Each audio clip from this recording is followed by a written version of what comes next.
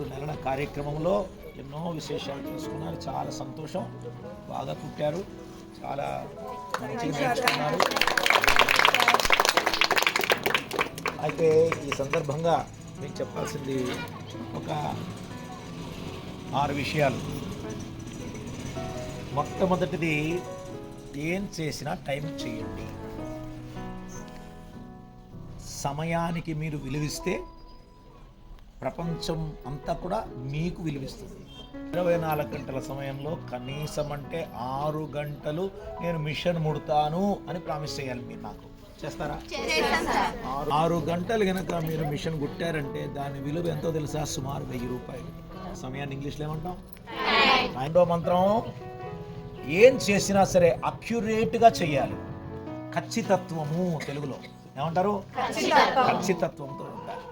మీరు చేసిన తప్పు గమనించకుండా ఆ డ్రెస్ వేసుకొని బయటికి పోతుంటే ఆవిడ చూసినప్పుడు తప్పు చేశారు సార్నో.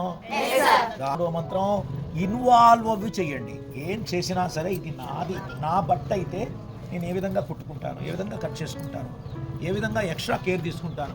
ఇన్వాల్వ్మెంట్ లేదనుకోండి, పక్కన ఎవడో పెట్టి ఏడుస్తున్నాడు, నువ్వు పోతావా? క్వశ్చనే లేదు. వాడు బాగా నడుస్తుంటాడు, వాడు కీ అంటే ఇన్వాల్వ్మెంట్. ఇక్కడ ఇన్వాల్వ్మెంట్ అంటే ఆవిడది, నాది కాదు. ఇన్వాల్వ్మెంట్ పద్మాది ఇన్వాల్వ్మెంట్. పెట్టింది, కంప్లీట్ చేసింది. అభయ ఫౌండేషన్ నుంచి 5000 రూపాయలు క్యాష్ బహుమతి ఆవిడ. మీరు మిషన్ అంటే ఇష్టం కాదు, కష్టం కాదు.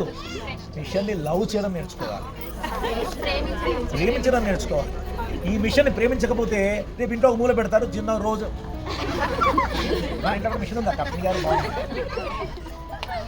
మిషన్ ప్రేమించండి. కష్టం వచ్చినా దాని దగ్గరికి వెళ్ళండి. ఎందుకు? డబ్బు సంపాదించాలని.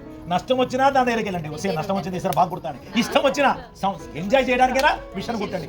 ఎక్కువ సంపాదించండి, ఎంజాయ్ చేయండి.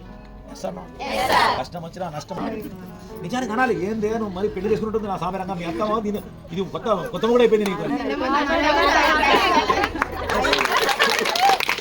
ఇది అవకాశం తీసుకోండి. అవకాశమే పెద్ద బొట్టు. అర్థమవుతుంది? అవకాశం తీసుకుని బొట్టు పెట్టుకో. అవకాశం తీసుకోండి. అవకాశాన్ని ఇంగ్లీష్లో ఏమంటారు? ఆపర్చునిటీ. 6వ మంత్రం ఏంటి తెలుసా? మీరు రైట్ రాయల్గా జీవితంలో బతికేస్తారు. రైట్ 2 3 4 5 కలపండి. టైలర్ అనే మంత్రం మీకు